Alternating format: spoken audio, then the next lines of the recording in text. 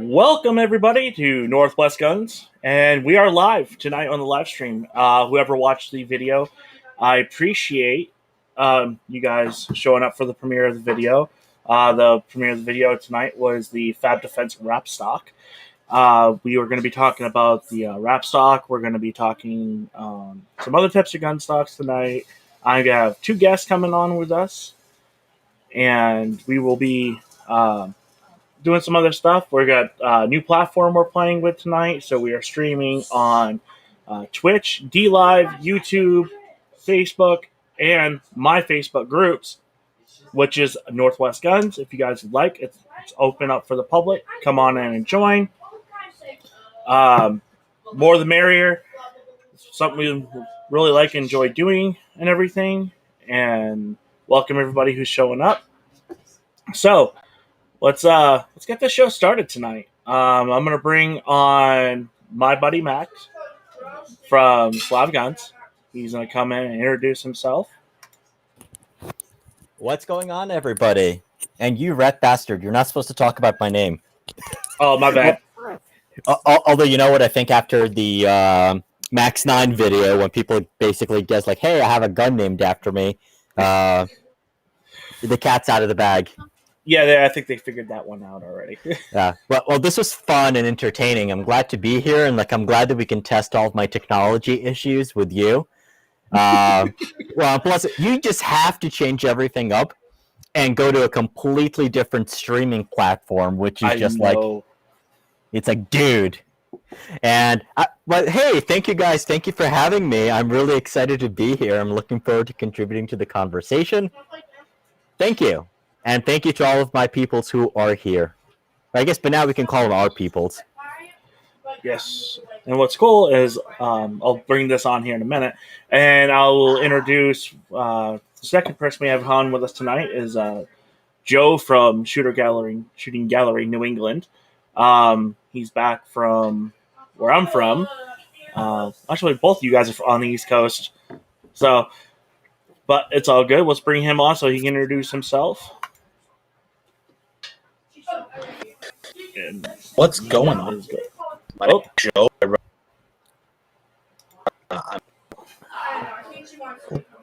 I was like, oh wow, automatically off the stream, sweet. Yeah, my bad. I don't know what the heck happened. Like I said, we're testing a new platform tonight. Attack, but I'm happy to be here, man. That's good. It's just his internet sucks, and we all know that. Like, yeah, true. Is this like the hipster version? It's a different version of StreamYard. I'm not ready to call it a hipster version, but it has some upgrades. I will say that for sure. It does.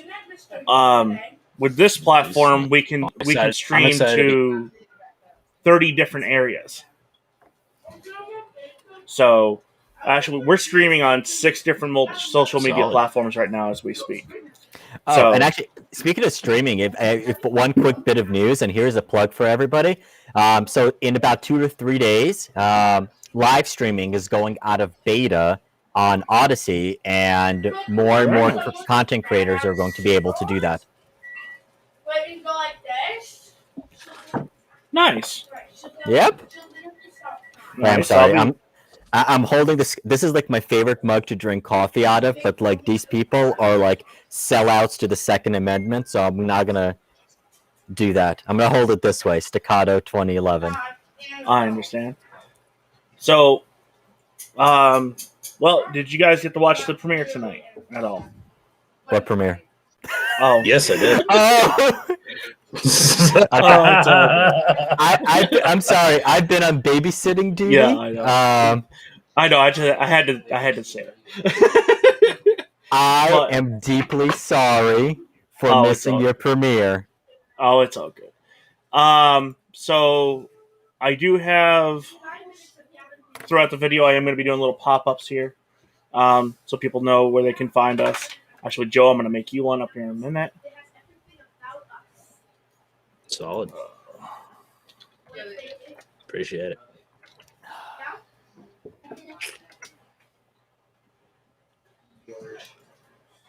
So, you have a Twitch account?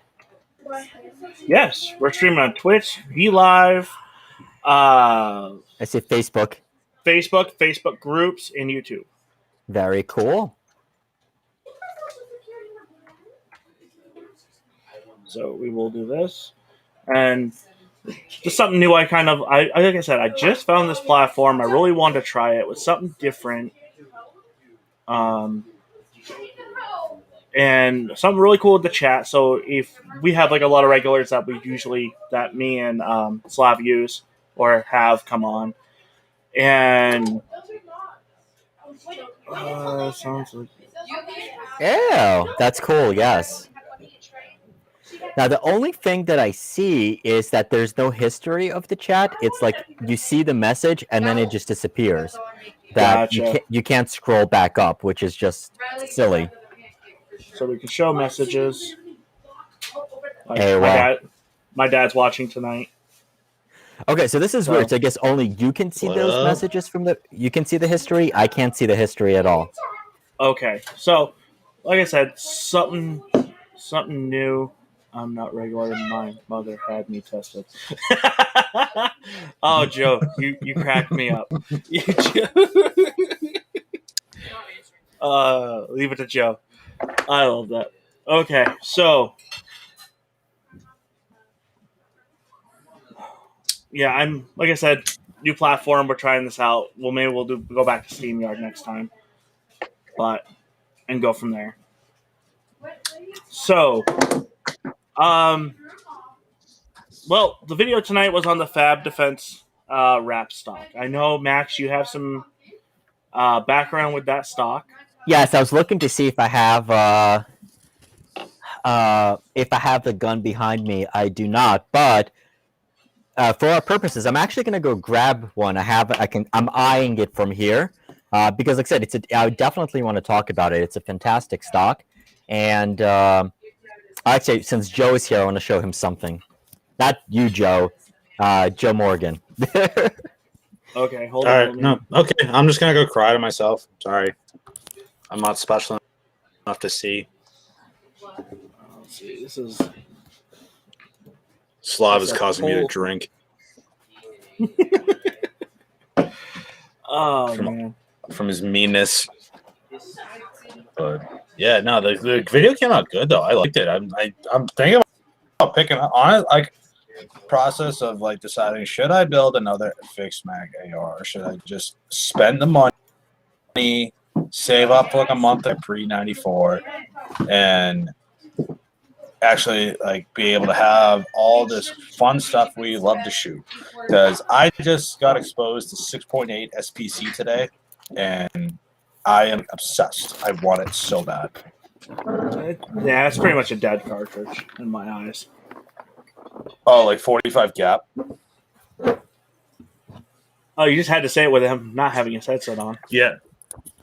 I'll say it again. 45 gap cartridge. Just. Whoa! Hold! I'm sorry. What? Oh. Well, this live stream just got a lot more interesting. Sorry. Oh, let me keep drinking my beer. You take that back, or I'm never coming onto your live stream ever again. I'm sorry. Take it back. Take it back. Hashtag change my mind. Hashtag change my mind. 45 gap is an awesome cartridge. You just highly misunderstood. It's a great cartridge. It sucks. It sucks. Joe, this is for you. It's going out tomorrow.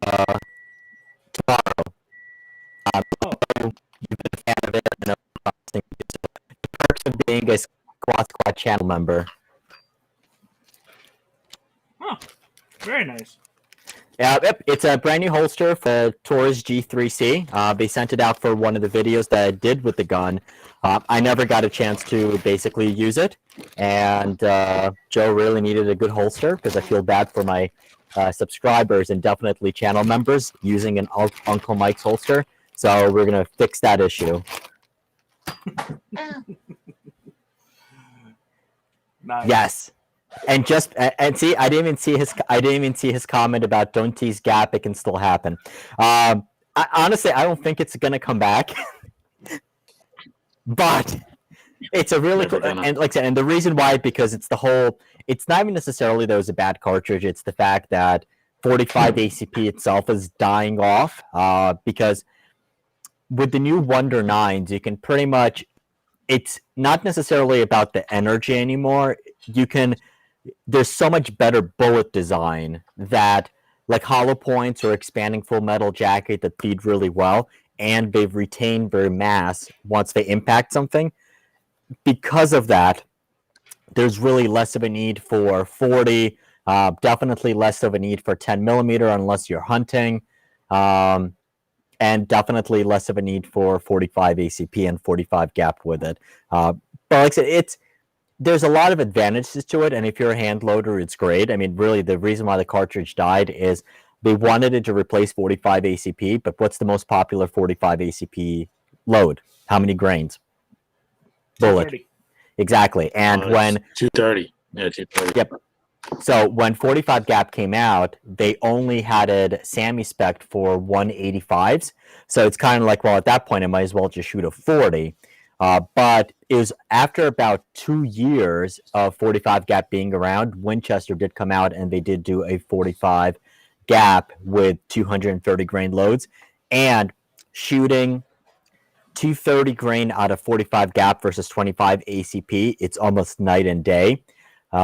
It's a joy. And honestly, if anybody's watching this, and if you can find one, so Para made the Warhog, which is the subcompact, not the Commander, but the little tiny one in 45 gap, and I want that gun.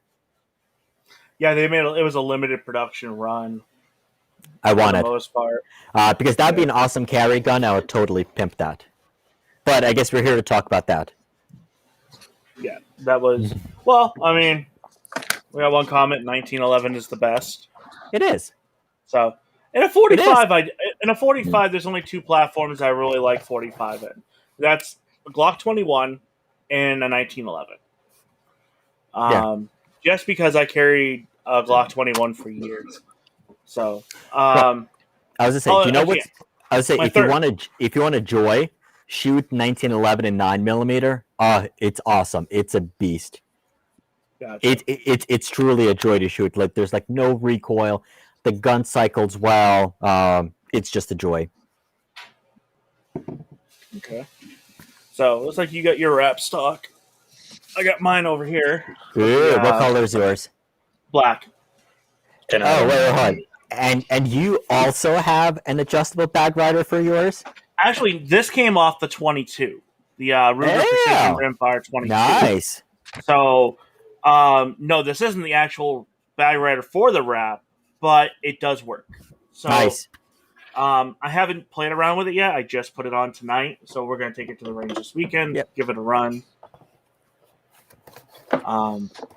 So, you got a different colored box, too. Yeah, so they which one's yours? Yours is the color box, right? Yeah, mine's the teal. The greenish teal color. So I think they might have changed it a couple of times. So the first one I got was a different box in your typical FAB. Yeah. And then this one's like this whiter box. So yeah, it's interesting. But this was the gray. Oh, okay. See, they didn't have the gray in stock. Yeah, I have the black and the gray. So the gray was actually supposed to be for one of the bolt-action 6mm arc guns that we were waiting for a gray chassis from Indian Creek Designs, and that never came. And since we're not on my channel, I will bitch about it. I was promised the chassis, and we had a build planned all around that, and, well, I didn't get the chassis. So, but you know what? There's other companies that are willing to hook it up, and I got one stock that's truly awesome for it. But it's a traditional stock, so we'll see about chassis. But then again, I'm still waiting 4 months to get the guns because, well, 6.5 Grendel guns are not that popular, apparently. No, I really thought they would be more popular. Now, see, we are going to do something a little bit different tonight because I do have... I'll bring this up. Switch this over real quick. I do have a second camera tonight, so something we're going to play around with, so when we're doing live stream, I can actually do a full review on the live stream now. So that is awesome. Congratulations. That is really awesome. So something different we're going to play around with. here on the channel. So, and we can come back, bring everybody back up. So, do you want to take questions now, or do you want to go and take them a little bit later? Yeah, we can see if we get some questions on here. That sounds like a way. Ryan says he has 2 grendels.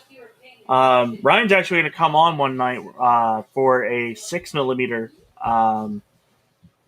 show that I want to do, and he actually has the reamer and everything for 6 arc. Cool. So, yeah, I was to say, if anybody has a Ruger American and 6.5 Grendel, hit me up.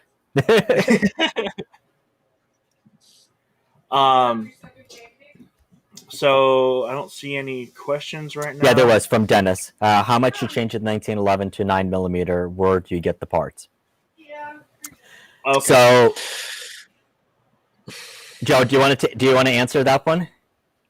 I'll take a stab at this. Okay, so you can get a standard frame. The slide, I'm sure, is going to work. Where you're going to find issues with, you need to have a feed ramp that's different from 45, and then you also need to have obviously separate magazines, your barrel, and I believe your triggers are going to be a little bit different than a standard 45. But it's more of just machining, and it's finding out how your barrel to feed ramp fit is going to work on the frame. Also, your barrel to slide fit a little bit differently. Obviously, barrel bushes and stuff like that. But it's doable. It's not that expensive. But getting parts right now it's so hard. Yeah, I would say so. Kind of just like as Ryan said, it's just cheaper to buy 1911 and 9mm. And right now, Yeah, I mean, we live in an awesome cheaper. time where there's a lot of them available. My only preference is if you're going to go with the 1911 in 9mm or 40, get one with an external extractor. My Smiths have been 100% flawless. I believe. So if you're looking, let's say, for example, like under $1,000, you might be able to find a Pro Series 1911 for that price from Smith & Wesson. The Tourist one is actually not bad. I was gonna say, I think I know what one he wants. I think I know he wants the Ruger. He already has. Yep. I know the person already has a 45 Ruger. So I know they're gonna want the 9mm. So I have a 45 Ruger. I absolutely love it, and I've got to shoot the 9mm 4-inch barrel recently from a customer, and that gun is so smooth. If I could find that gun for a decent price and throw a carry ready beaver tail on it, I would do it in a heartbeat. They shoot so smooth. yeah, I haven't shot the SR 1911 yet. That's one I do want to get. I know when I was working at the sporting goods store, we had an SR 1911 in 9mm in a commander size, and it was very tempting to own that, but I'll just wait. We just got FN 57s into the shop, and I'm like, do I buy it, or do I just buy the Ruger? Well, honestly, the 57 is a fun toy, but until the slide cracks. I like the Ruger 57. Exactly, I felt it. I'm like ergonomically, but the Ruger 57. Oh yeah, no. Out of those, yeah, definitely the Ruger 57. It's cheaper, better sights, optics ready. It's not a polymer slide. Like I said, the company's actually going to stand behind it, and it's going to be much more reasonable. Plus, they're available in the store right now. The issue is the ammo. It's like, look, do you have a dollar per round to spend on 5.7x28? I mean, I happen to have a couple of boxes for a gun I don't have anymore, but yeah.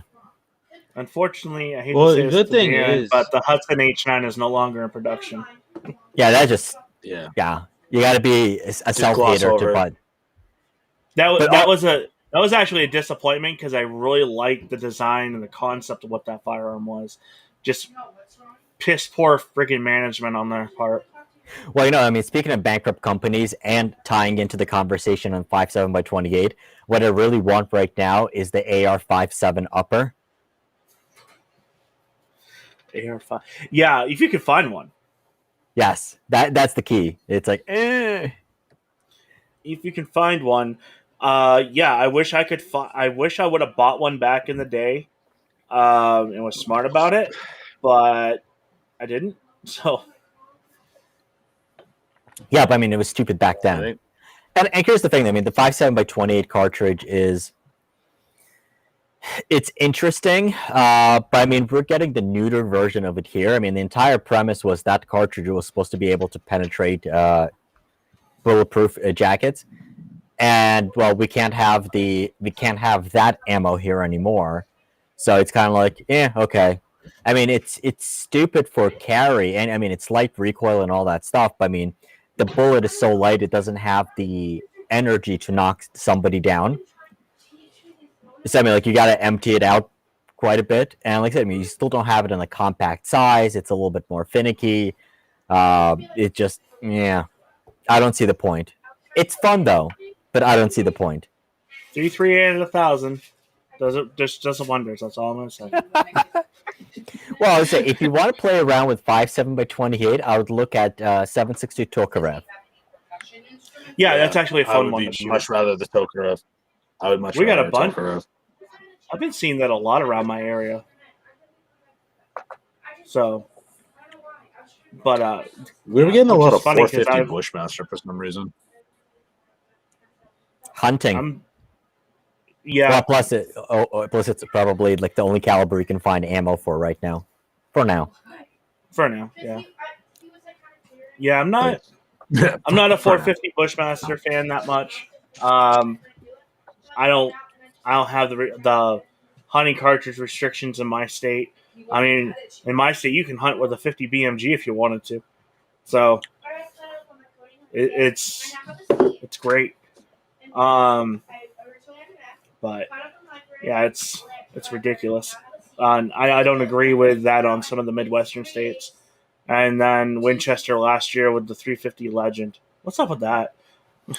So here's the thing though, for this, it was a solution for a problem. It was definitely a solution for a problem. And in those Midwest states, I mean, 350 Legend is a really big seller, based on a lot of data. It is. It is, but when you look at the reloading data for it in the projectile, it makes no sense.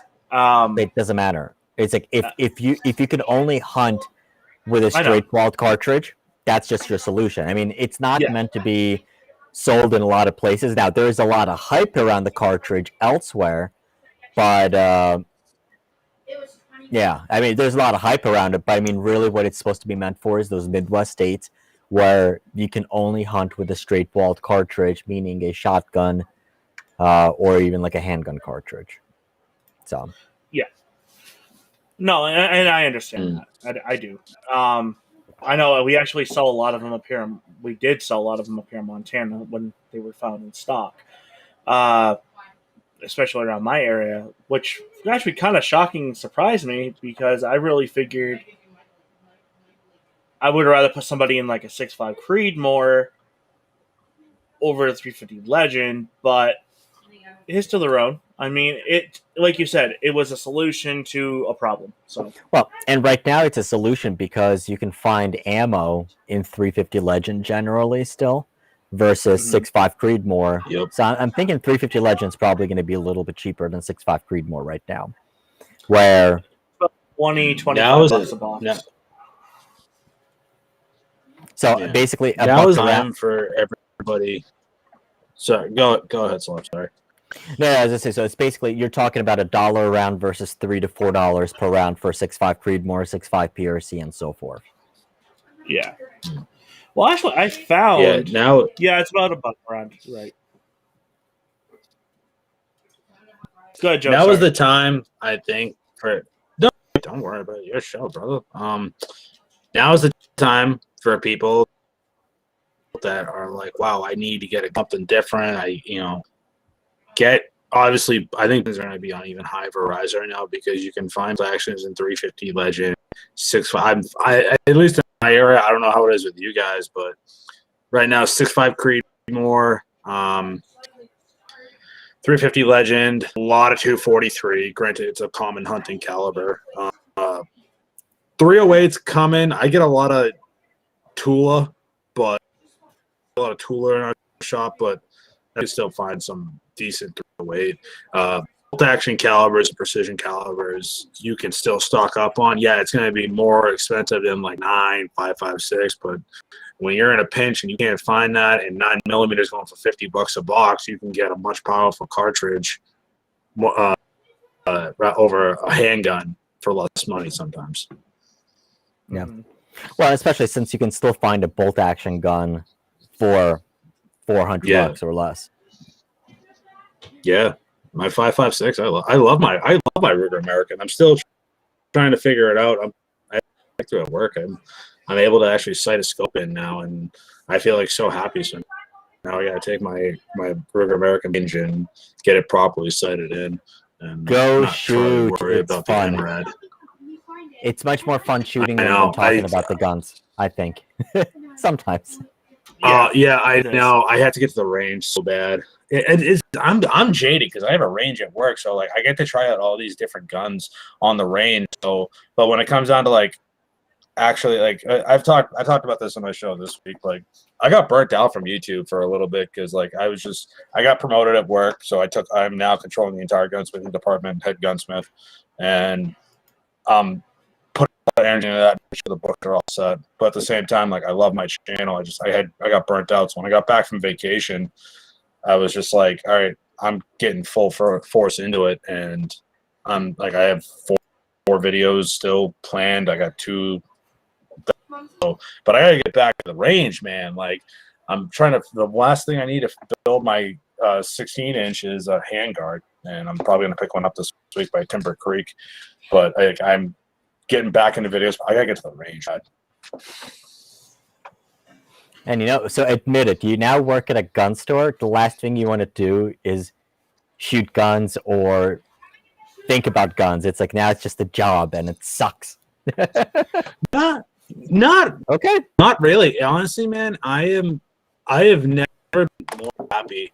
You guys have known me for the past couple of years. You know me in my other jobs, and I wasn't really like happy all this stuff. But like, I wake up every morning now and like so at peace. I love going. I love talking guns and Second Amendment stuff. I want to do more, but at the same time, I look out for me and my wife. Like, if I could do YouTube full time, I would, and I'd make a decent living. I would do that, but still, I get my voice. I still do what my true passion is in life. So I could literally go to it's fun because I go to the range every day for work, but it's on my days off. I'm like, all right, I got to set enough time for the range. It's getting really nice out, so it's not like, freezing cold out. So there'll be a lot more range videos. Well, so this is how you do it. Anytime you go to the range, you better have a camera with you to make it worthwhile. If you're going to the range and you don't have a camera so you can share that experience with other people, you're a traitor to your community and you're wasting your time because other people should be able to enjoy what you do. I know. That's one step below being a shill. Wow. That's not being a shill. I'm just basically saying is so obviously it's not a secret by now, but like all of us are in a private little content creator group, and a couple of us are definitely on the verge of it being full time. Some can do it, some are choosing not to do it. But out of all of us, I mean, you're the one who's been consistently putting in the work, and you work at a gun store, so it's like, let's see, like you have access to more firearms than most people do. Share them with people, and because I'm sure your audience would love to see something cool that comes into the shop, and especially like, look, it's like 30 minutes on your break or something. Like, hey, do you mind if I just go throw a camera up there so I can record this, and then or just record the footage and then edit it or worry about how to put it back in place, or even do a YouTube Shorts, like which is only 60 seconds. So. Yeah, I know. I'm it's now I get the fire lit under me. Now I just want to keep building guns. It's weird. Like now that I'm almost done, I'm like literally got almost all the parts now for my second build. It's like I'm thinking already 4 guns after that I'm gonna be building. I'm like, do I do series, keep the reviews? It's the worst paradigm you could ever have, but it's a good paradigm shift that you could have. But now after watching video on the FAB stock, I'm like, I could build a pretty sweet gun with that. This is a really cool stock. I have it is 2 more builds with it. No, 1 more, 2 more. I have 2 of these left. 4 builds that I don't know when they're gonna come. So we're gonna do something with it. I'm 50-50 right now. I'm really thinking about taking the FAB and putting it on a 6mm arc gas gun. I'm looking at for a project right now. Mm-hmm. I'm waiting. I'm just contemplating on the size of the barrel. I'm thinking I'm going to do an 18-inch and keep it the same length as that Savage 110 tactical that I have coming in, so I can really do some testing and see, okay, what the big difference in gas pressures are and velocities on the 2 18-inch platforms. I might know somebody who has a spare 18-inch 6mm RKR barrel. We need to talk. So, but I've been contemplating it on this stuff because I have this on my SASS right now. Yep. And I want to get the Magpul PRS Gen 3 because Adjustable Bag Riders actually has a bag rider for that now. Yeah, now he does. Yep. Yes. So I was actually been contemplating on picking one up. And putting but here's the thing, though. Like, I think so. I mean, talking about the stock, I think this is definitely a better value for the money. I mean, it's about $100 cheaper. I definitely like the 1-button adjustment. So, what you do here, you have a dial here that you just rotated, and it's going to set the length of pull adjustment, and then it'll vary so that when let's say you're traveling, you can have it set. Boom, it's plugged in. And then release it, and it's going to go back out to the length of pull that you set, and then you can manually adjust the comb height. One of the cool things, and Derek, let me know what you think. So what I like here is that the comb height, the cheek riser, is pretty big, so you can get a pretty nice and versatile cheek hold on the gun, especially if the eye box on the scope is not that forgiving, which I definitely like about it. And then, well, as you have it on the bottom, you do have a Picatinny rail section. And like I said, and once it's cinched down,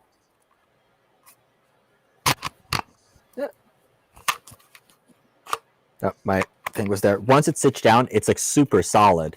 And like I said, and the cool thing is, so it does work with everything: AR-10s, carbines, and regular fixed stocks.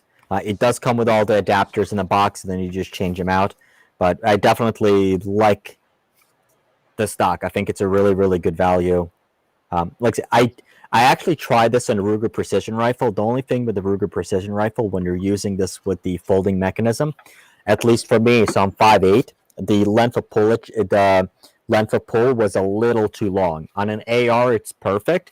And I was just the other day, I was out at the range with my 6mm arc 24-inch T-box, and it worked perfectly for that, especially with the stock going from prone to behind the bench. It's beautiful. Oh, and actually, you can raise this up a little bit higher as well if you wanted to do that. But I said you do have the 2 quick detach points. Awesome stuff. I mean, I think it's a really good value. I think it's a fantastic value for a precision or like a versatile 3-gun type of stock. And actually, one of the things I noticed is, was it Blackwater rifles? They're starting to use the wrap stock on a lot of their gun builds. Yes, I believe you. I heard of it. I just didn't know if it was true or not. So I do have mine adjusted right here. Yep, that's exactly what I was talking about. On the butt pad. So because I do prefer my butt pad up a little higher on my rifles. Now I did have my wrap stock on a chassis system, and I honestly did not like it on the chassis system. It just sat too far back. The cheek system was just way too back for me. On an AR-15 or an AR-10 platform, which is what I have mine on, this is great. I mean, it's a phenomenal value, phenomenal stock, and it really is a great stock for the money. And if I remember right, I think these are what, sub 200? 150. They're 150? That's what I thought. I knew they were under 250. I mean, sorry, under 200. But you got the QD points on each side. I mean, this really can be set up to be an ambidextrous system. The only thing I hadn't gotten the question answered for me from Fab, I had never got the email back, was if this here was flippable Yes. to over here. Okay. It is. So I never did get that question answered. But I do want to talk about the bag rider system. I mean, this is a great system. I mean, they're for what they are. I mean, he's got them for multiple platforms and everything. Because this one came off the my RPR 22 rimfire that I use for comp. You guys probably see if you guys go onto his website. He's got a picture of it on there. Now, he does have one for the PR3 Gen 3 now. And I know he's working on another one for another stock, and I can't say because I don't know if he actually has released it yet. But I really do want to try it for the Magpul stock. So if Magpul, if you're watching, I did put a request in. Just give you a heads up. But he does have two different bottom metals. He's got a flat one, and then he's got this V shape style. The V shape does sit a little higher. I also have the flat one. It's on the MDT behind me. I can't bring that one up to the camera right now because it's on a weapon. But yeah, the adjustability on everything right there. I mean, it's just so adjustable. I mean, one click gets it done.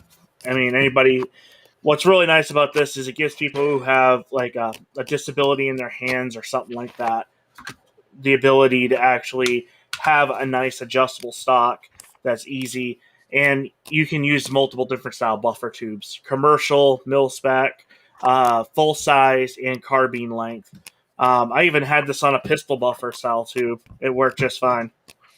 So, but yeah, guys, something new we're going to do. I'm going to do live part or full reviews here on live streams now.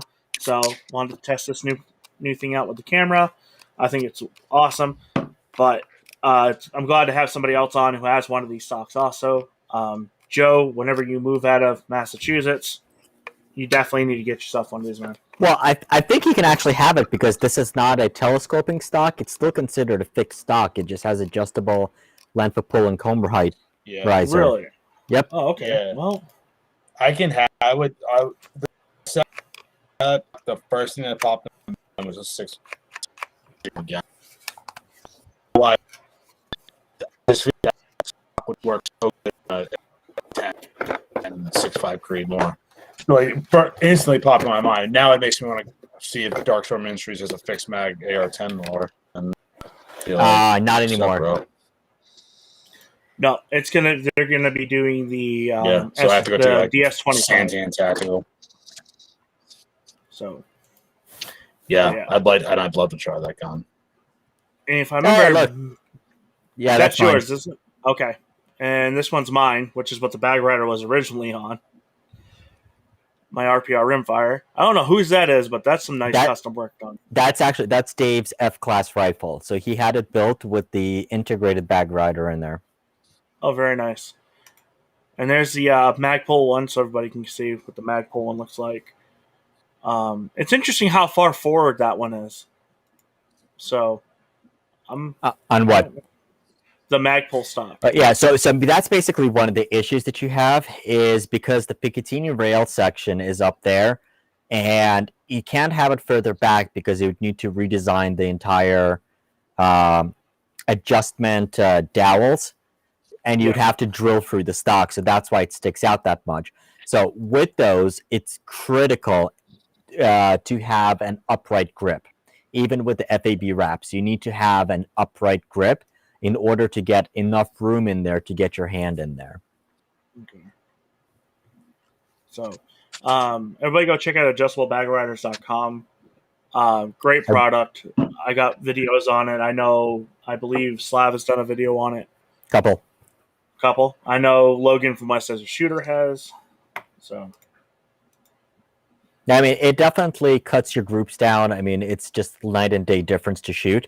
And I think especially with bolt action rifles makes a huge difference, and made a big difference for me now that I have for the AR, I have the jarred set trigger. It was great. 7 ounces. Oh, got my email today. Got my email from Jarred today. So good. That's nice. Yes. So in a couple weeks, everybody will be seeing, I'll make the announcement, a true one-off drop-in Savage trigger. So that's going to be going on the 6.5 Creedmoor over here behind me. Fantastic.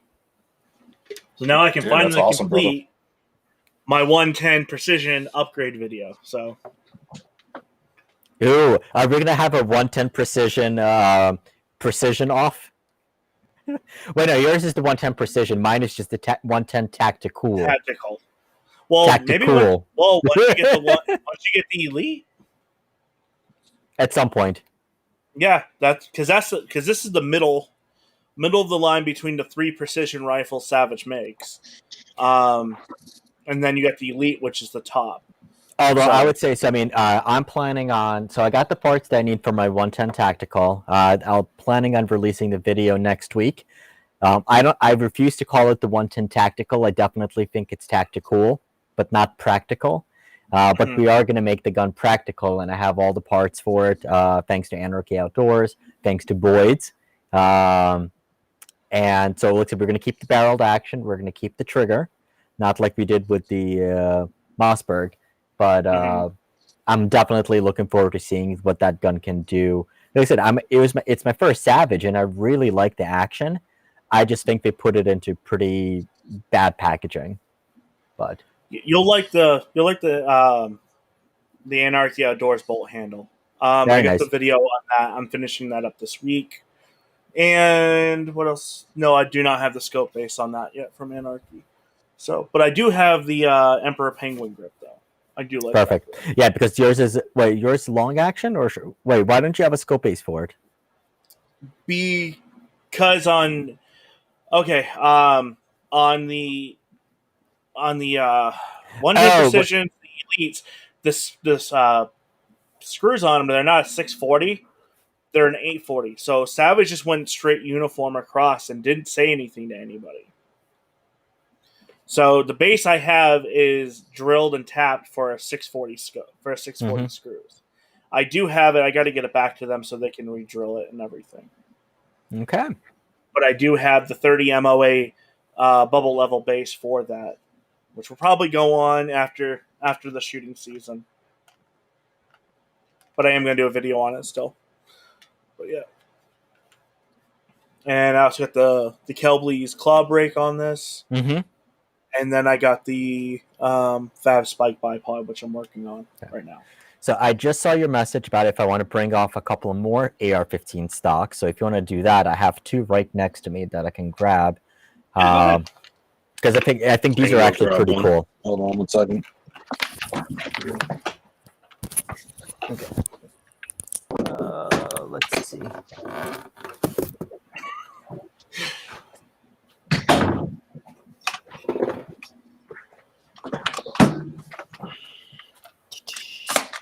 Okay.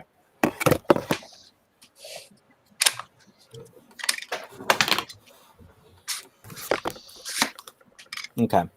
Yeah, do you have a Boyd's with you downstairs? Or what's up?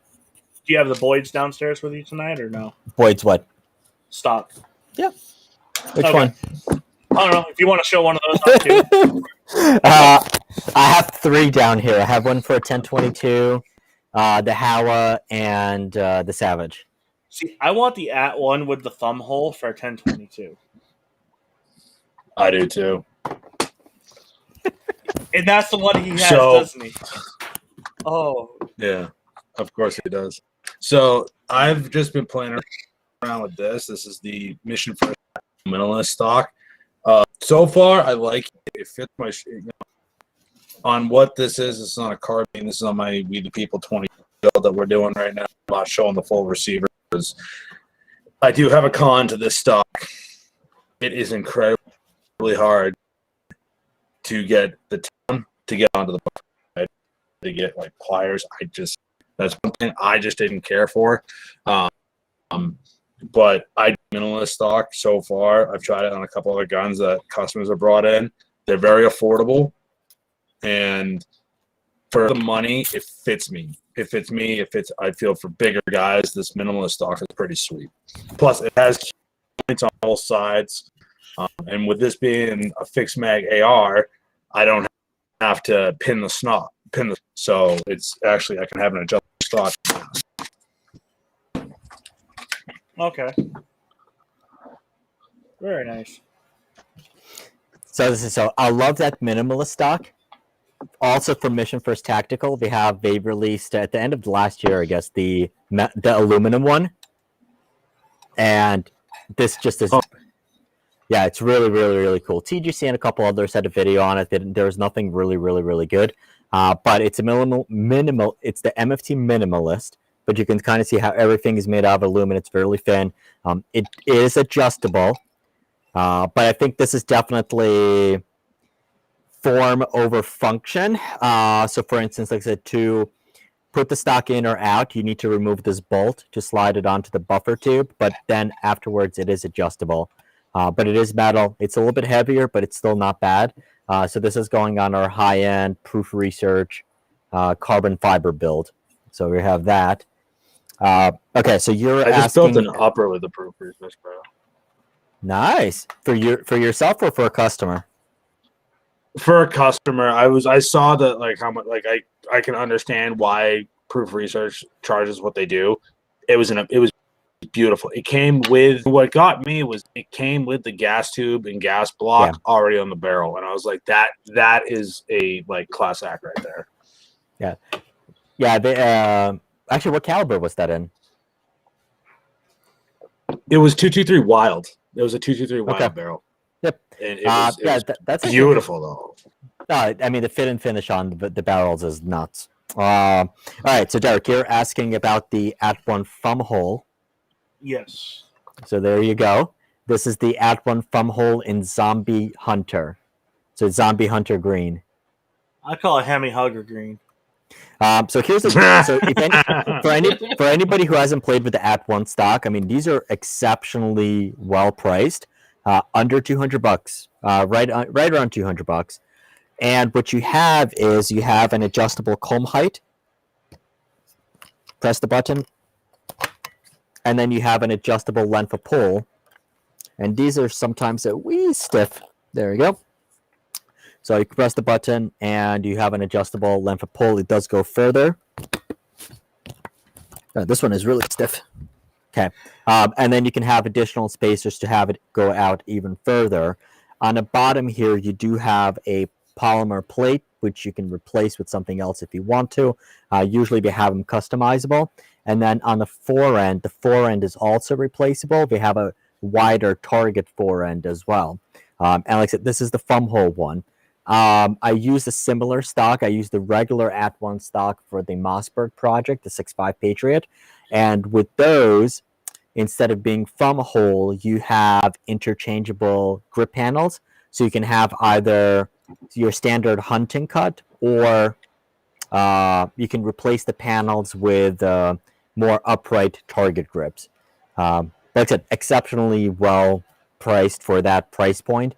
And then depending on the inletting that you need, they're also capable of putting in a steel insert so they can sleeve the action bolts, well, the action holes.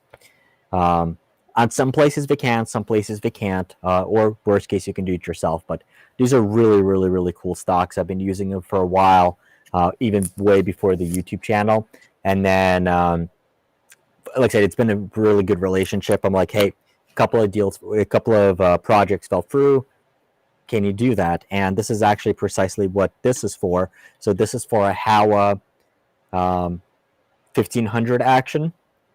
And that was just interesting because so late night shopping on Brownells. Brownells had a 6mm Creedmoor Howa 1500 barreled actions on sale, and I'm like, okay, let me go buy it. I had absolutely like no reasons for it, and then I got another stock. I had a chote stock, and is like this is way too overkill for that style of like a hunting. It was like because it was a standard contour barrel.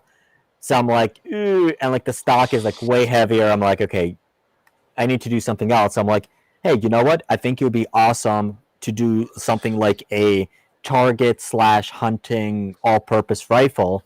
And so that's what this is going on into. So that's going to be really, really cool. I love the color on this.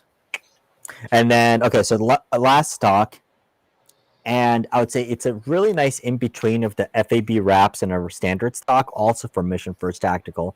So this is the Mission First Battle Link utility stock. So it's filled in. You have basically strap points. You have a couple of quick detach points. On the back, you have a storage compartment. It's not waterproof, but it's basically dry proof, so you can stick stuff in there. Batteries or whatnot. And then optionally, you can have an adjustable comb height riser. So you can do that. But like I said, this one's under $100 and it feels pretty nice. It's a really, really good value. And this is the stock that I used on the 14.5-inch plus pinned brake 6mm arc. So that actually worked out pretty well. Definitely feels solid. Nice polymer stock, and you can use the cheek riser on there. Cool. Nice. No, I'm a big fan of the minimalist stock. I used to have one on a patrol rifle that I built a while back. Just because it's was meant to be a lightweight rifle, something to grab on the go. So. But yeah, I am a fan of the minimalist stocks. I just don't have one anymore. Yeah, they feel very solidly built. I never really used MFT products before, but I mean, they've been really good. And I don't have them here, but I have those MFT Slav Guns mags, which is just really cool. And if you want your own custom mags, contact MFT and they can customize things for you. Oh, they can print right on mags. So very nice. So. Oh man, I think, yeah, I really wish I could get that other bag rider in the picture. Maybe I will next time. You can bring the camera closer to it or share some pictures of it. The only other stock I would have to show is I have the Brownells Retro stock. Okay. On my 20-inch 223. I find it a little bit short for me for some reason. I don't know if I don't know if anyone's had that issue. I said you're a big guy. Yeah, I thought it was like a traditional A1. Yeah, I think he's changing cameras. I thought the retro stock was going to be like an A1 stock. You know how A1 stocks are a little bit longer. The retro stock is like I'd probably say like 3 inches shorter than an A1. So that's what I thought when I bought it, but who knows? Ooh, there we go. Okay. So that is the bag rider, the adjustable bag rider system for the MFT stock. For their skeletonized version. It's really nice. Balances the rifle out very nicely. Works really well on a bag like that, or a rabbit ear style bag. So that is this is the ongoing project that we got. So I'm really happy with this rifle. I really am. My son's already gotten out to 600 yards with it without even trying. Rocking the Right On X3 Conqueror scope. Big fan of that scope, actually. Nice. So it looks awesome. Looks very well. So I will switch cameras back.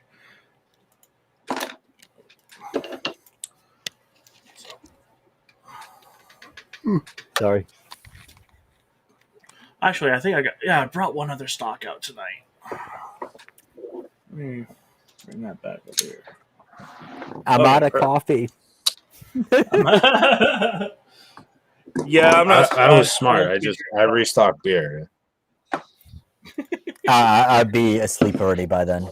Talking about beer is really cool. I found this new desk I want, and it's actually got a can cooler built into it. And I'm sitting there going, I'm like, that is a beer cooler. That's not a can cooler. So the other stock I brought out with me tonight. I'm just gonna Derek. Yeah. I'm not here. Everyone's talking about the Raid Shadow League. Some game fuel stuff, some product placement here going on that I feel like it's not being talked about. What's going on here? Is this sponsored by Mountain Dew Game Fuel? The Mountain Dew gamepad was actually given to me by a friend of mine. That was close. That was near me. Oh, yeah. My buddy Andrew. He gave me this, and it kind of goes with the whole black and red theme I have for my computer. Yeah, dude, that's sick, man. Black and red headset, black and red mic. So, and my new computer chair will be black and red too. So, or black with red stitching. The only other stock I brought out, I still got out here with me, is this one here. Is the Macmillan MC3 stock. Now, I've been waiting for you to do something with that for a while. Yes, I've actually decided what I'm going to do with this. I'm actually going to build this into a 20-inch traditional 308. Okay.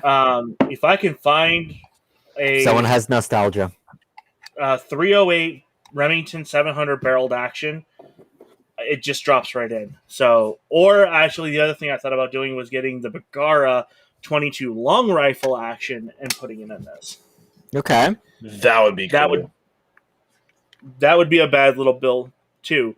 Now, this one does have the adjustable comb height, length of pole. Not as traditional as, like, your normal stuff, like Slav showed with the At-1. But I really like this. This is actually based on the A5 system. And I would actually rock a traditional-style Harris bipod on this, honestly. This would have to be my go gun. I would say if you're gonna go nostalgia, you might as well go full nostalgia and just drop it in 308 in there. Yeah, that's what I'm thinking I'm gonna do. I just need to find get a BSA. Find one. You gotta get a BSA 309 by 40. Or I just get a hold of Ian after I'm done with the the 2 mile rifle and be like, I need another short action for a 308. Honestly, Aaron from Anarchy Outdoors is like when I had him on my show, we were just talking, and he damn near talked me into buying a Tika T3 in 6.5 at 308, and I'm like, I should just buy one. You should shoot more first. don't let rifles collect on the shelf. Dude. Honestly, a Bergara. Don't be like me. I don't need to hear anything. All right. I'm in the beer. I can do whatever I want. You can, but look, you don't want to be like me. You have lots and lots of guns, and they don't get shot most of the time. I know. I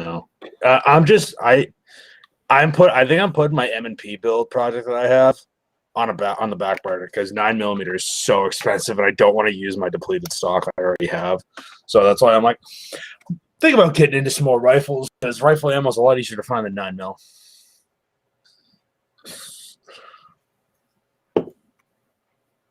Yeah.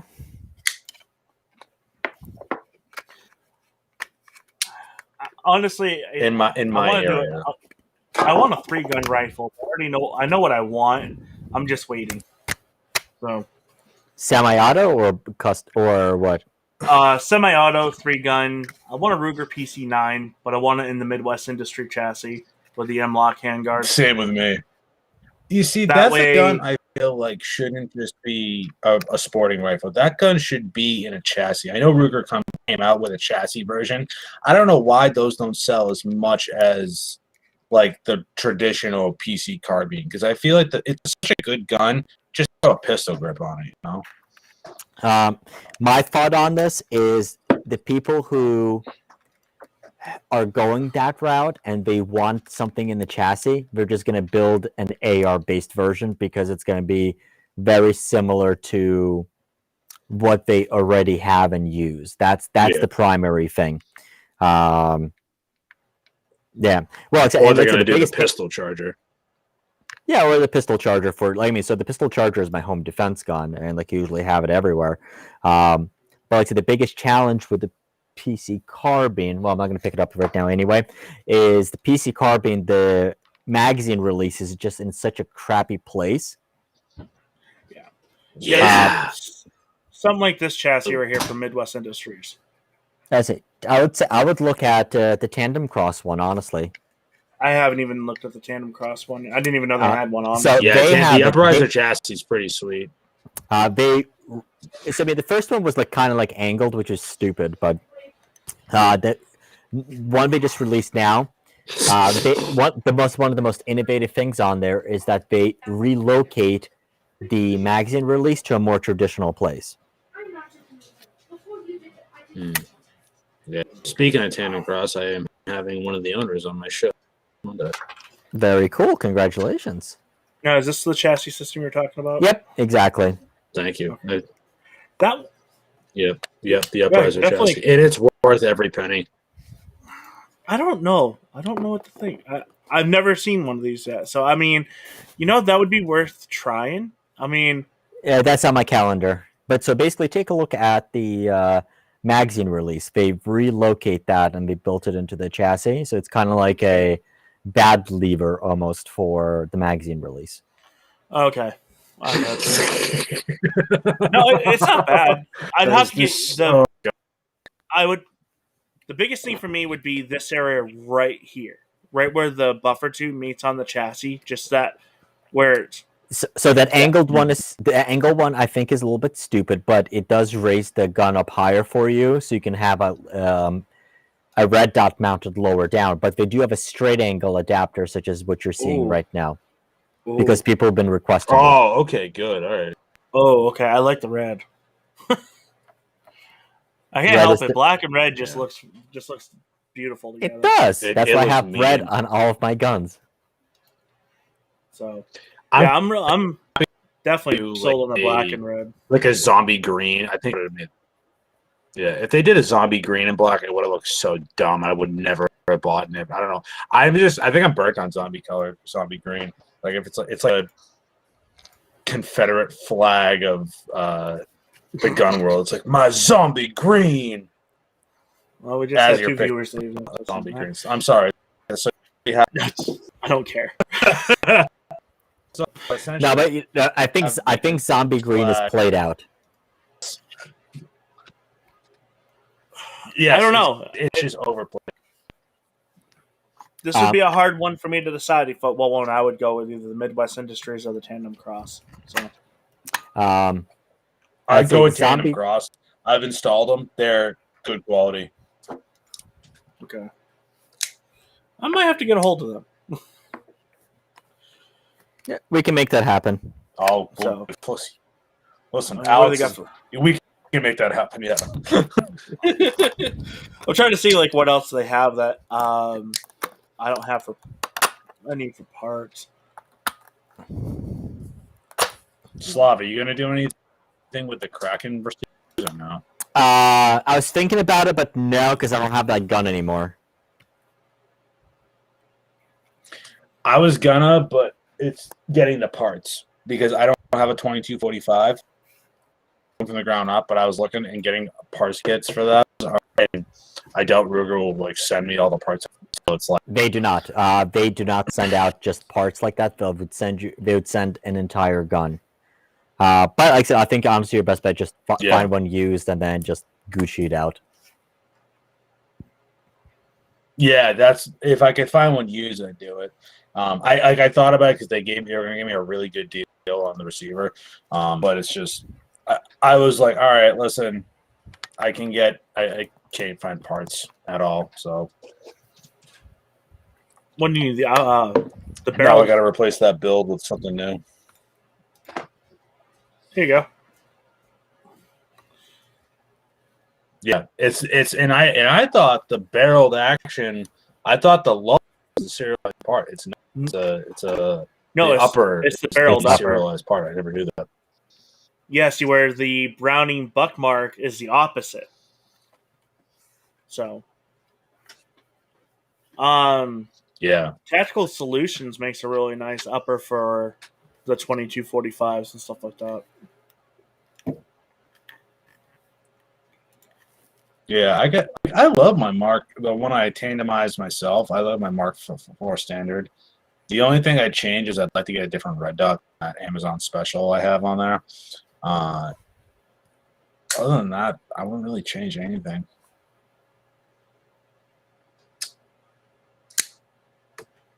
Joe's got a good point there.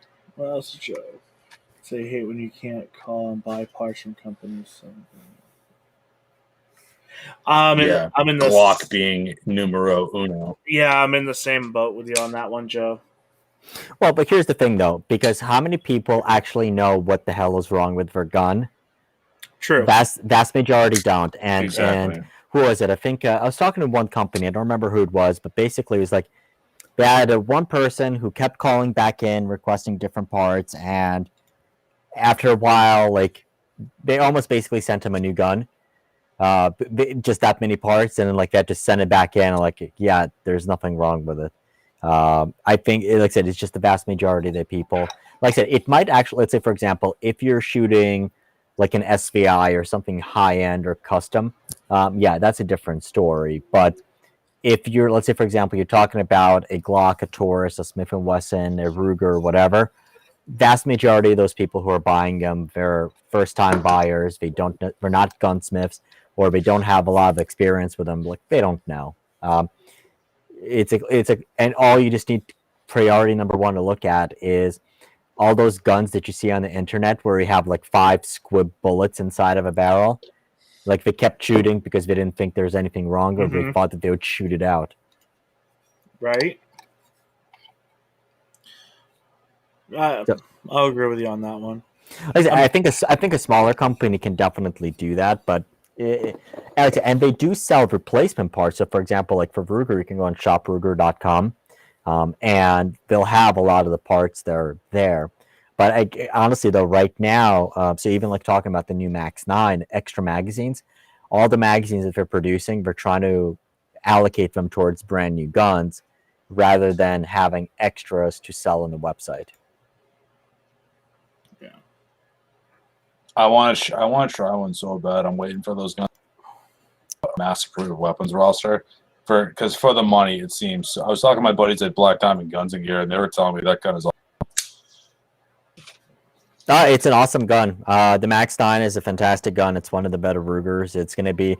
so I guess when I did the video release, it said that in a year, that gun was going to be the #1 selling gun in the United States. I think it's going to be Ruger's best-selling gun. But there's something else coming out that I think is going to be the best-selling gun in the country, in the United States at least. Well, I can talk. It better not be a 45 gapper getting off the stream right now. No, it's definitely it's a gun that follows the current trends, and I should have it. Are we talking about the one that they were hypothetically mentioned on Virtual Shot Show Day 1? Okay. No, we're not talking about Ruger. We're talking about a gun that's possibly going to compete with the Max 9. Gotcha. Yeah. No, but no, that I would love to have a 50 from them. Yes. Yeah, if Ruger makes a 50, you bet your ass I won't have one. Well, especially since right now it's cheaper to shoot a 50 than it is a 6.5 PRC. Sad thing is, yeah, you're right. Isn't it? Well, no, here's the thing. You can go on Palmetto State Armory. You can go on... That's so bad. You can go on PalmettoStateArmory.com and you can buy all the 50 BMG that you want for $2.99 a round. 6.5 PRC, right now you're paying $4 a round minimum. 300 PRC, forget about it. You're paying about $5 a round. That's what it's going for. Right. Yeah. ammo. I just saw is it Western or 6.8 Western. 6.8 Western. 6.8 Western. Yeah, we just I saw boxes at the shop, and I was like, wow, they already came out with they're selling them. All right. Do you have any I don't know guns? how well that cartridge is. Do you have any guns in Surprise. 6.8 Western? No, Okay. I meant at the store. I have no clue because at the store I don't know. I'm in my shop. Really come out. The good thing is my shop closes from the outside, so I throw in the Motley Crew and just kind of have a day. I don't know. 6.8 Western ammo's been popping up a lot up here in my area lately. Still yet, but no rifles. So it'll be interesting when it shows up. So yeah, I mean, there's supposed to be guns that are available, but I haven't seen them out in a while yet. Yeah, me neither.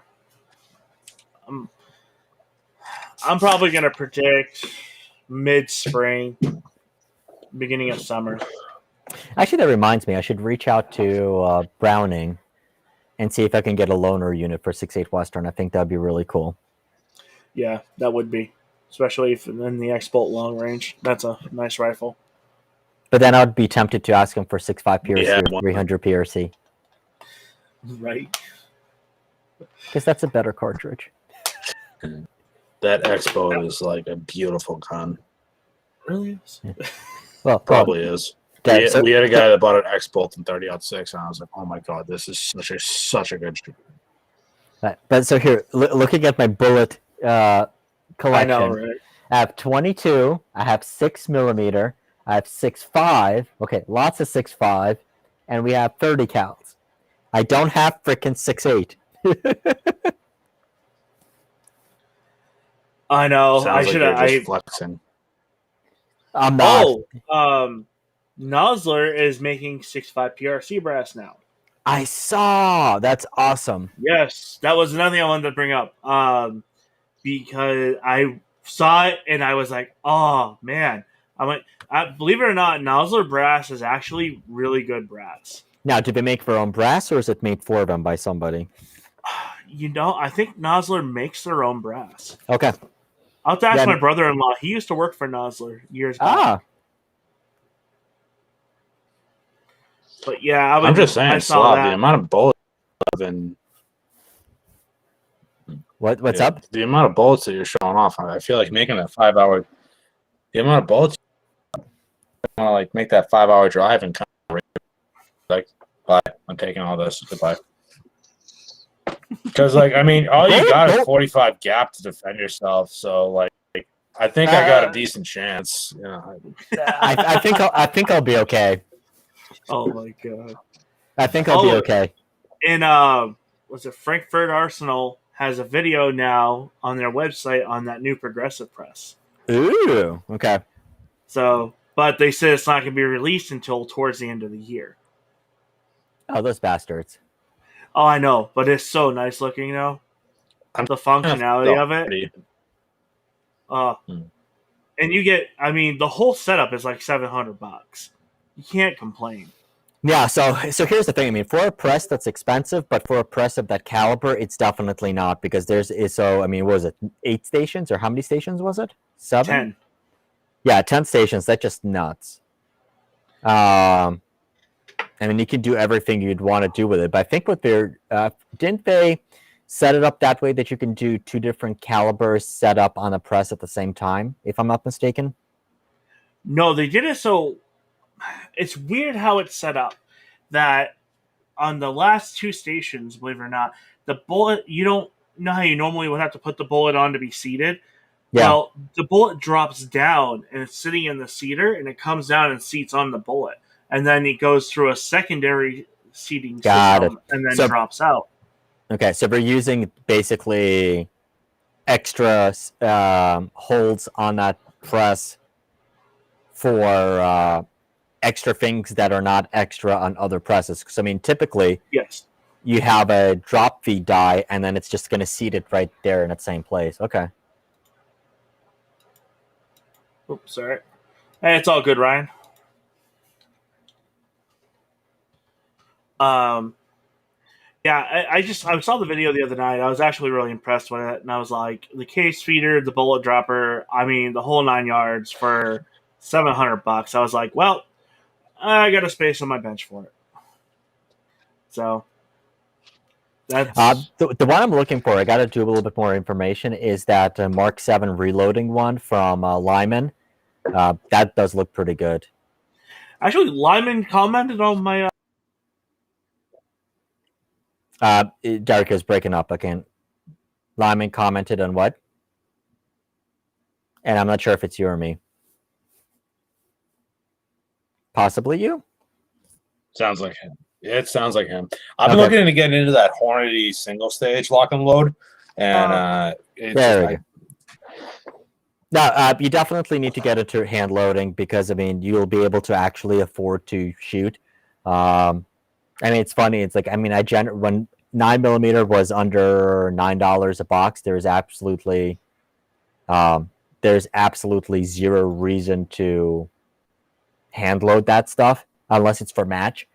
But now it's like, you mean to tell me anytime I pull the arm on the progressive press, I'm saving $1? That's just ridiculously awesome. And no, Joe, don't feel bad. I can perfectly well defend 45 gap. It's just all of these losers who don't buy into the 45 gap, they're just missing the bestest thing. Find me a Glock 37 and I will. No, sorry, a 38 and I'll carry it. Okay. We're gonna make 45 gap great again. And I'm not even a Glock fanboy. I love it. I absolutely love it. I'm actually looking to change away from a Glock. My Glock keeps hurting me. I got like a blood stain on the where it meets my tactical fat. Yeah. The slot, my Glock is just cutting into my stomach because it's just. And I wear appendix. My sweat blood like perfect. It just has hurt me, so I have to get a new gun. I have to get a new carry gun. I'm thinking about going with the SIG the SIG 320 X5 or X carry. But see, I love pocket carry. It's just so convenient. Go with a Hellcat. The Hellcat. I'm sorry. The Hello Kitty is going to be made irrelevant in about 2 months. It will be. I can promise you right now. Between the Max 9 and what's coming, the Hellcat is going to be Hello Kitty'd. So you're really going to have, it's going to be the P365X, it's going to be the Ruger Max 9, and then it's going to be that something else. I don't think that I just got the handle at 365X. Cool. The X, not the XL, right? Pretty cool. Yeah, the X. I was surprised that I was like, wow, this is actually pretty cool. But I despise the 365 because if you work on them, you'll know why. Like they're cool guns and stuff. I shoot that gun very accurately. I just hate working on them, so I despise them. No, I shot the P365 SAS and I was really impressed with it. I mean, like the recoil on it is very, very manageable. It was joy to shoot. I don't remember anything else beyond that, but I just don't remember. I guess like usually when I'm shooting a gun, it's like I'll only remember it if it was like really super awesome, if it was like really super crappy. And this was neither, so. Not a fan of the 365. I know you like your Hello Kitty. No, I just didn't like the 365 the way it was set up. The XL I like a little more. And believe it or not, honestly, I wasn't even a fan of the Hellcat until I actually held one. Because I'm not a micro compact guy. I'm a straight Glock 19 style of carry. That's just what I am. And that's why I looked at a compact 1911 45 gap would be awesome because you get 45 stopping power in a smaller package. Joy to shoot. True. Well, like I said, I'm looking forward to the Max 9, seeing that one. The Shield 9 Plus. That one I'm actually kind of interesting to see, especially the Performance Center with the ported barrel and the ported slide. Yeah, well, and like I said, I think kind of like what's missing there is, so I mean, the price did jump on them. So I remember when the Shield originally came out, you'd be able to find them for like under $250. Well, Yeah. now that Shield is over 500, and it's like it's a little bit tougher to justify, especially when it's not optics ready for an MSRP of $599 or $559, whatever it is. Mm-hmm. And there's other competitors who are. And it's like I said, that's a bit tough. And like I said, and if you and like especially right now, it's like, why would you release a gun right now that is not optics ready? And like that optics ready one that is only the performance center that you can get with the optics ready cut, and that's $799 MSRP. So it's at that point you can have the 365 XL and others. True. Yeah, so what I can tell you is this is missing a lot of features from StreamYard. It's missing. It is a little different platform to run. Joe's gonna get going, so I'm gonna let him do his outro. I appreciate it. Sorry, I got some serious work going on tomorrow. I do appreciate having me on there, brother. You know, both of you are always welcome on my show every Monday at 7 p.m. Eastern Standard Time. Please tune in tomorrow. We have a craft holsters video going live at 6 p.m. at night. It's a in the waistband 1911 holster. I know we were talking about that earlier today, so please check that out. But if you guys want to find me, please check me out on youtube.com/Shooting Gallery New England or TikTok/Shooting Gallery NE. I've been doing a lot of following over there. We're also on Odyssey, Facebook, Instagram, Rumble, Gunstreamer, you name it. We're pretty much there. I appreciate you guys having me on. I'll obviously be talking later on today, but thank you all for listening to me babble on how much I hate 45 gap. It's okay. 10 millimeter is going to be gone soon too, so don't worry about it. You'll be able to share enough misery. Shut your mouth. You shut your mouth. All right. Catch you guys later. Later. See you guys. Bye. Okay, and then there was two. No. But no, you're right. There is a little bit different, platform than StreamYard. Well, no. So the biggest feature that I'm seeing that's missing is, so I'm looking at the comments. We can't reply to the YouTube comments directly from the chat, or at least the guests can. Or can you? I can reply to them.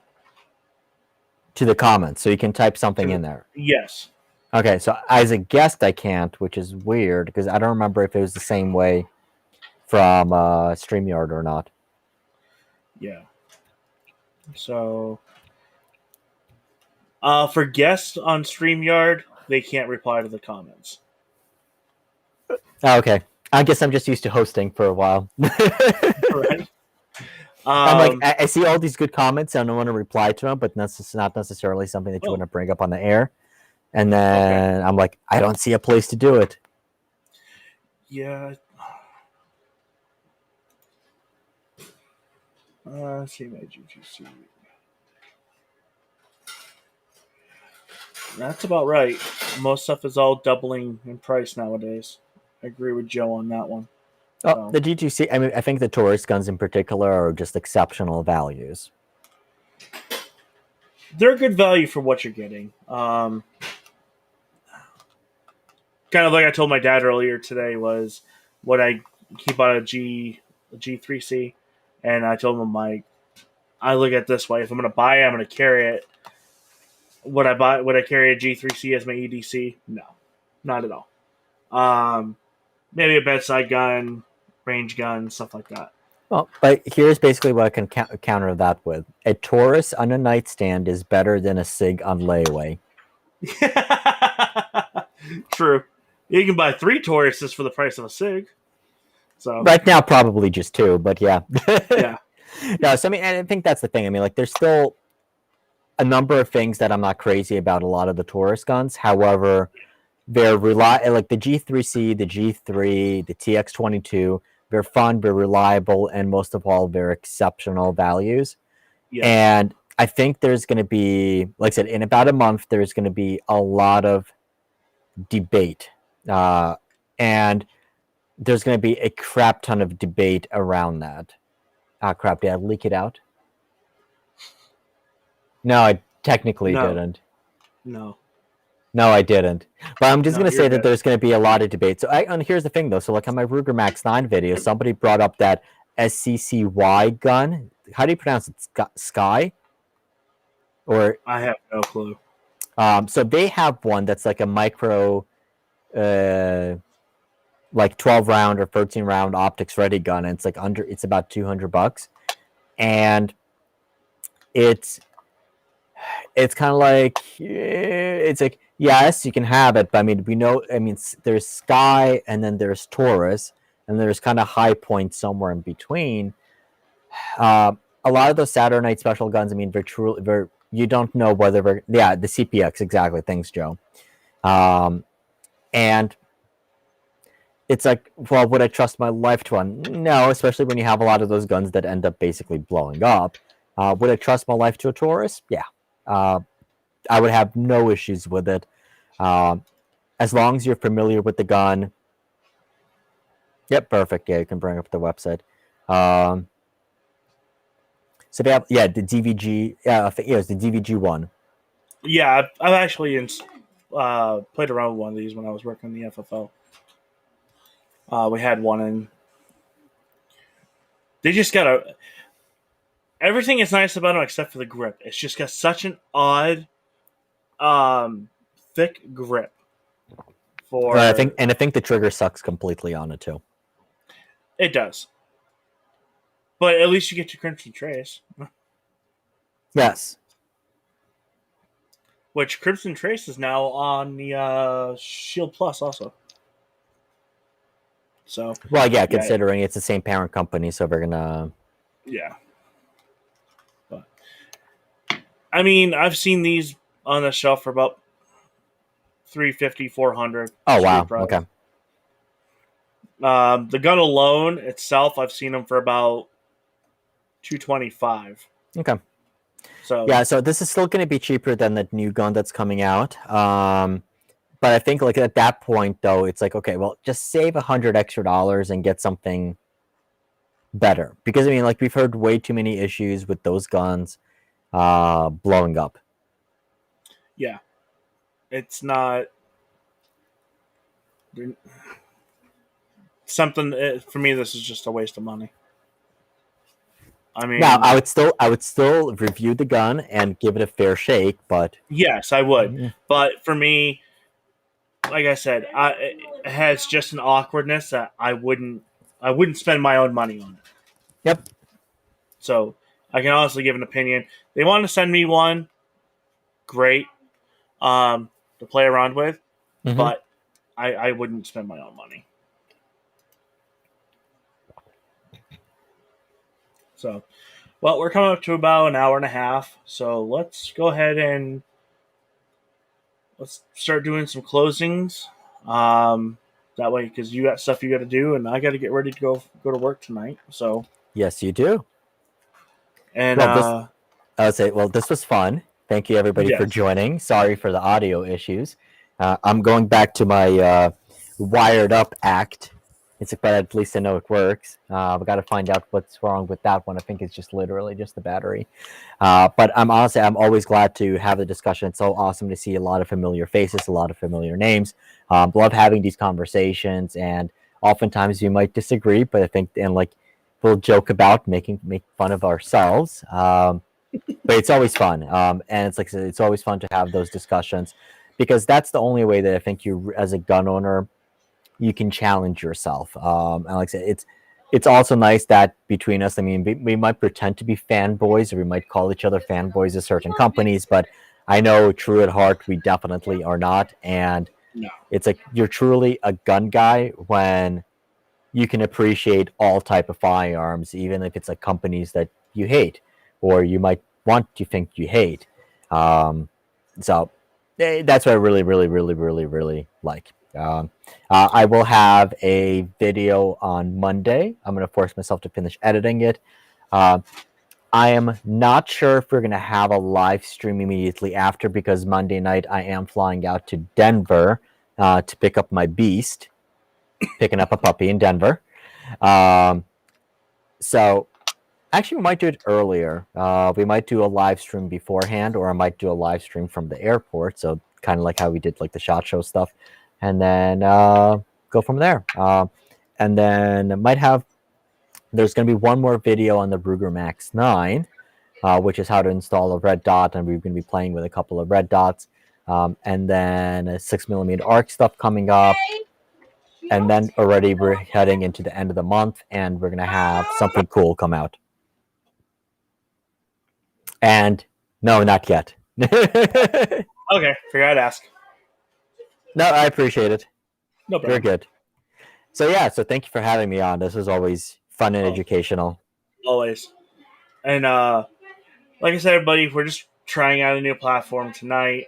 I might go back to SteamYard. We'll see how that works. Or I'll use Restream whenever I'm by myself. There is a few functions that we did notice that are a little easier to do on SteamYard than it is on this one. But I like that this is getting out to the other social media platforms too. Oh yeah. Being a pro 2A channel and trying to promote the Second Amendment and everything. But you guys will be seeing review on this rifle here soon. The 6.5 Creedmoor. I almost said PRC, and I don't have one of those yet. I really wish they would make that in a PRC though. So you guys, fix that. I know, right? Well, I know how we can fix it. But let's swap stocks. I'll give you the tactical stock, and then you can send me the precision chassis. And that way, I will have a Savage 110 in a precision stock. So, actually, I'm looking forward to that new Magpul stock.